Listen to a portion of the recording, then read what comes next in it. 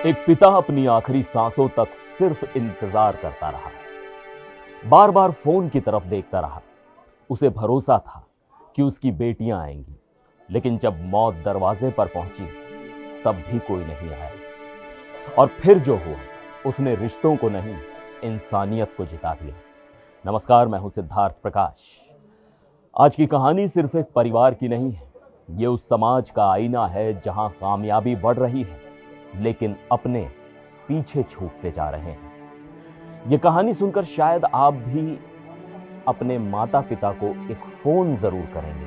हरियाणा के सोनीपत के एक वृद्धाश्रम में रहने वाले शिवचरण रतन गुप्ता अब इस दुनिया में नहीं है। वृद्धाश्रम के संचालकों के मुताबिक शिवचरण गुप्ता कभी बड़े कपड़ा व्यापारी थे। उन्होंने पूरी जिंदगी मेहनत की, अपने बच्चों के भविष्य के लिए कमाया, अपनी तीनों बेटियों को पढ़ाया लिखाया, 2 बेटियों को अध्यापक बनाया।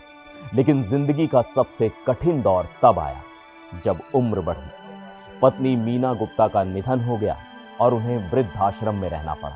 आश्रम के संचालक आनंद के मुताबिक पिछले करीब 20 दिनों से शिवचरण गुप्ता की तबीयत लगातार खराब थी। इसकी सूचना उनकी तीनों बेटियों को दी गई। बताया गया कि पिता की हालत गंभीर है, लेकिन कोई नहीं पहुंचा। कहा गया कि समय नहीं। बीमारी बढ़ती गई, फोन की घंटी बजना भी बंद हो गई। बताया जाता है कि शिवचरण गुप्ता अपनी बेटियों से बात करने के लिए हमेशा एक मोबाइल अपने पास रखते थे। शायद उन्हें आखिरी पल तक एक उम्मीद थी कि एक कॉल आएगा या दरवाजे पर कोई दस्तक होगी, लेकिन ऐसा नहीं हुआ। मौत के बाद भी इंतजार खत्म नहीं हुआ। देर रात शिवचरण गुप्ता ने अंतिम सांस ली। इसके बाद भी आश्रम की ओर से बेटियों को सूचना दी गई।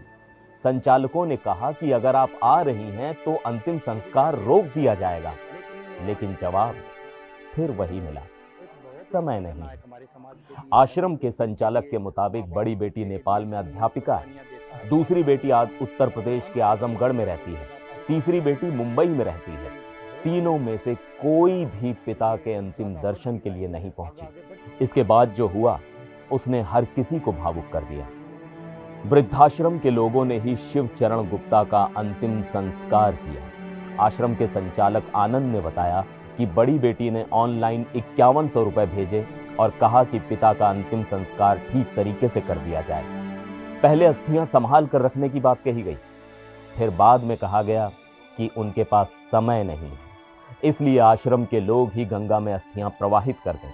और इतना ही नहीं, अंतिम संस्कार वीडियो कॉल पर देखा गया और फिर अंतिम संस्कार के वीडियो को भेजने के लिए भी कहा गया। यह घटना महज एक कहानी नहीं है, यह हम सब के सामने सवाल खड़ा करती है। क्या कामयाबी इतनी बड़ी हो सकती है कि माता पिता के अंतिम दर्शन भी छोटे पड़ जाएं? क्या पैसा रिश्तों की जगह ले सकता है? या फिर कहीं हम अपने बच्चों को अच्छी शिक्षा तो दे रहे हैं, लेकिन अच्छे संस्कार देना भूल रहे हैं? ध्यान रहे, इस मामले में बेटियों की ओर से सार्वजनिक रूप से कोई विस्तृत पक्ष सामने नहीं आया है, इसलिए उनके निर्णय के पीछे की परिस्थितियों पर टिप्पणी करना उचित नहीं होगा।